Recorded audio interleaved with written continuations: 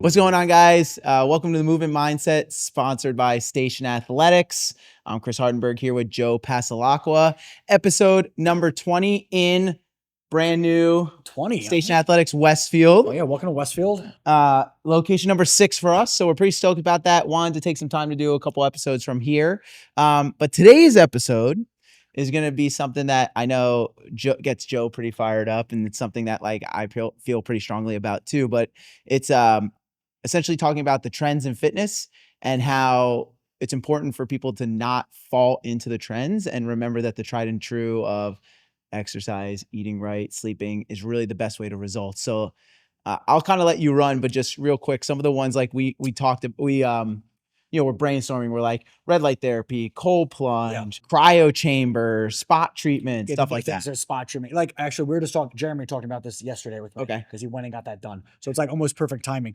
So over the course of the last decade, right? Even next to Roseland, remember this would be that cryo place there? Yes. So I've seen all these things kind of pop up and like people basically take something that already exists that works. Let's use a nice clear example. Yeah.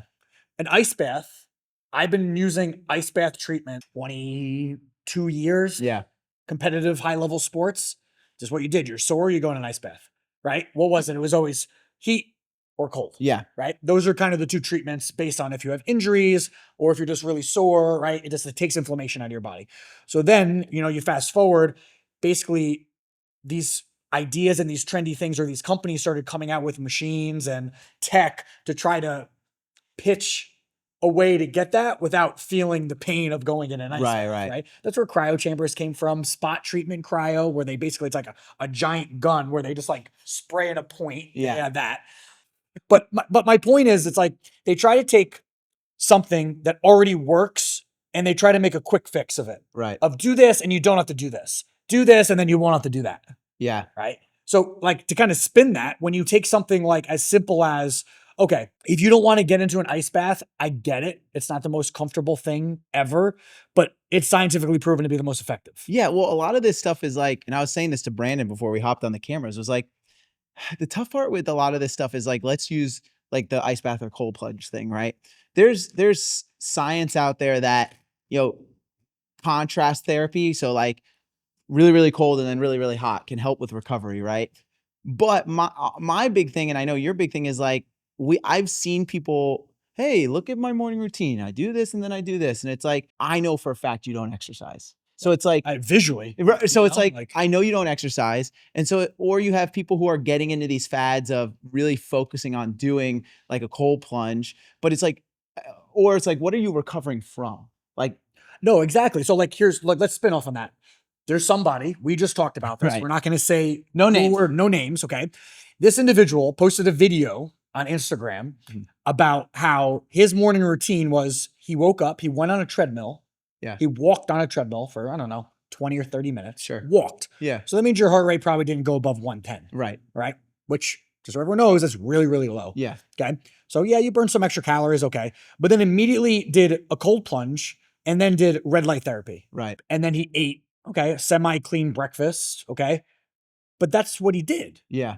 You just spent, let's say, an hour doing the cold plunge and red light therapy and a half hour walking. You're better off doing the full hour and a half of the walking and then just starting your day. So my whole thing is like, what was the point of doing the cold plunge and the red light therapy? Because what are you recovering from? Right. You're not recovering from anything. You fucking walked on a treadmill. Right. Okay. And for some people that are very heavy, that's a nice starting point. Sure. But this individual is young. Yeah. He's in decent shape. Right. But like, you would get so much more out of waking up, doing a basic dumbbell. Like just go do, like seriously, like literally doing a complex with dumbbells for 15 minutes. And then at least you have something to recover from. Yeah. Like you're doing yourself a disservice. And I think, again, like, because I know sometimes people, Brandon and I were talking about it the other day. Some people will listen to our podcast and hear what they want to hear. Like, we're not saying this stuff is bad or like someone who's really overweight shouldn't be walking. Like, that's valid exercise. The point of this is where you're misplacing your time and where you're putting so much of your effort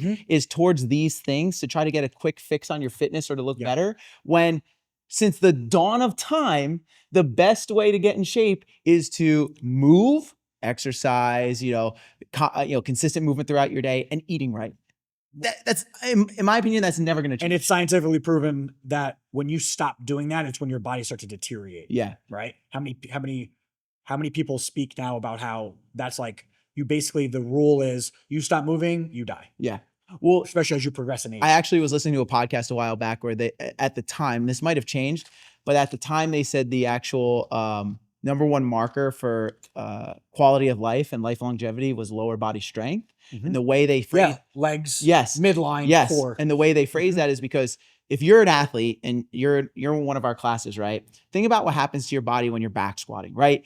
Your blood pressure goes through the roof because you're holding a massive amount of weight and moving. And he's like, now imagine your body getting that same physiological response every time you stood up off the couch or off the toilet. Oh, exactly. And it's like, no wonder these people who are old have heart issues. It's like they're so weak, they're not used to moving. Do you know what's been amazing? I don't know if you saw this video. It was on Facebook or something the other day. There's a 65-year-old man who ran in like the world championships of his age group. If people know track and field times, I'm a track and field junkie. I grew up on it. I did in college, so I know all these times. This dude ran a 10.6 in the 100-meter dash. What? Just so you know, that's like a time that most Division I college athletes don't run the 100-meter dash. 65 years old. Okay? Because this guy has continued to move his entire life. Yes, there's genetics that play into that, all those things. Of course. We're getting a little sidetracked. But if we kind of backtrack to the therapy-based things, right? These things have created a thought process of, how do I not do this and still feel like I'm doing something for myself? An example of that is if you go into the med spa space, they have these machines that they advertise. It's basically a belly fat blaster. You know what I'm talking about? No, they but basically take cold therapy and they take it on your belly or wherever you want to lose body fat. And they basically just massage and cool down the area for the belly fat or wherever the fat is on your body. But people buy it. Dude, and they spend thousands of dollars on a package. Yeah. It's like $3,000 for like a package for like a whole body. Well, the question is, right, why? So why do people do this instead of just doing People are lazy, dude. And that's lazy. People are just fucking lazy and they'd rather make excuses up than realize what the actual problem is. Right. Well, and that's the thing is like, unfortunately, you know, especially in our society, I'm not going to go worldwide, but it's like, everything's how fast can I get it? We were just talking about the other day, you ordered something on Amazon. It came the same day. Same day. Remember I was on my phone. And I was like, oh, it was the salt pack. Yes. And I'm like, oh, Chris, I'll be here at 1 o'clock. Yeah. And then we were downstairs and it was there. And it's crazy that it can move that fast, but people want to do that or they want to apply some of the same logic to their body. Right. And I get it, right? It's like, okay, I don't look the way I want or feel the way I want. I don't feel well. Every day is like a slog. Like I need to fix this. And so you're going to look for a quick way to do it. I understand that. But at the end of the day, what's going to get you there and sustain that for you is being able to put one foot in front of the other. Because for a lot of people, it's like you didn't get to the point where you're overweight and you don't like the way you feel in a week. Oh, it takes time. It takes years to get to that point. Consistency of doing the bad shit over and over. Right. Again. And so the best way to undo it is consistently doing the good stuff over and over and over again. So it's like, you know, in one frame, it's like, okay, I can understand why someone would want the quick fix, but I just want to put it out there, like for our perspective and everyone in our gyms know that like, that is not the way to get there. I mean, even to the effect of like, I told Brandon before we hopped on at the last gym I was at, Heroes, I can't remember the name of the supplement company, but there was a protein company that did like these challenges. It was Lurong. Was it Lurong? Yeah, it was Lurong, remember? And Adam, the owner of that, he owned those, like, dude, across the country. He was making so much money doing that. Because remember Nicole worked for Lurong. Yeah. So it might have been them, but it was a company. All you drank was shakes. Oh no, that wasn't them. No, it wasn't them. It was somebody else. And I can't remember the name of the company, but basically it was like, drink our shakes. This is your breakfast shake, your morning shake, your dinner shake. Outside of that. Progenics? No, I can't remember who it was. It was not a big company, but again, one of the reps was a member at the gym. Got it. And so we had a lot of people coming to the gym who was like, oh yeah, I did this and I lost a ton of weight, but I put it immediately back on. And it's like, well, yeah, because you went to the quick fix, which got you there fast because you're barely eating. But you didn't learn anything. Right. Or the guy in town in Sparta who gives the people like he gives them like medicine to lose weight, but he's like, you can't exercise because it's because you don't eat. Exactly. And so, Yeah. again, for a lot of these people, it gets them to the point fast, but they immediately go back because you haven't, like you said, built the habits in place to actually sustain that for a Yeah. lifetime. It's not even just the habits, it's the knowledge of understanding I don't eat this because of this. Mhm. My whole point is these trendy things have taken and consumed people's point of view and processes of understanding things, because even we talked about this the other day about the food pyramid on one of our last Yeah. episodes. It's all of these things have been drilled into your head and they're just wrong. People were bashing us the other day about the carnivore diet and all these things. Yeah, do they work? Yeah, but I don't believe that they're sustainable long term. Right. And some people do, and that's great. Sure. Guess what? We have thousands and thousands of people that have done our program that have lost weight. So please, like, effectively try to challenge me on what my thought process is. Right. Right. And a lot, and like you said, it's like with these things like the red light treatment, it's people get lost in the weeds of like, well, I heard that, the squash diet is the best way to go. So you just eat squash for a week and then you're fine.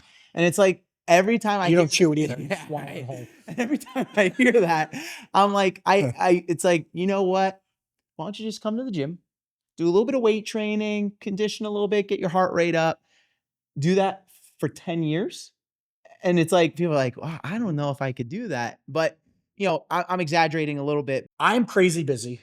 You're crazy busy. Mhm. Okay. And I like to use myself as an example of this is when I had kids and when you had kids, we started to finally realize, like, people will come and be like, oh, I have kids, I work full time, I do all these things. And I get not being able to find time to do any sort of exercise. Right. Right. But you can find time to do it, whether it's early or at home, or you start educating yourself basically like on a really simple level. But if people can find time, like, you can find time to do this and self-educate yourself. So when I see someone that goes and decides I'm going to do cold plunge and red light therapy and I'm going to walk on a treadmill and, this is how I start my day. That's like that whole bullshit of like, wake up early and do all these things. I don't really believe in any of that. Yeah. I don't think that if you wake up early every day, that you're going to be more effective on your day. Right. You need to find that trend. Is like, remember, we talked about this, like, some people work better in the morning, some people work better at night, some Right. people work better in the middle of the day. It just really depends on your, on that individual. But when you look at from a sheer fitness perspective, you can find time to do that. And if you are doing these trendy things, you need to kind of reevaluate your thought process there, because nothing since the beginning of time, right, beats actual strength training, conditioning training, right? General weightlifting. Yeah. It will increase your life expectancy, your body composition, your mobility, Yeah. your posture, Yeah. all of those things. And if you couple it with nutrition and the basic understanding of carbs, fats, and proteins, you'll see an unbelievable result based on that. And if you're spending an hour doing these stupid fucking things and you spend half the time doing this, you will have 10x of a return. Absolutely. So guys, if you're someone who's used to looking for these trends, I want to implore you, find a gym and people that you could trust with your fitness and nutrition, get started on that. And cool, if you want to touch on this stuff after you've gotten the system or the behaviors in place, great. But let's not put the cart before the horse. Start with the big stuff like Joe said. If you like what we've had to say over the last 20 episodes, as always, like and subscribe to us on YouTube and Instagram, as well as give us a 5-star rating on the podcast platform you listen to us on. We'll see you at the gym. Peace.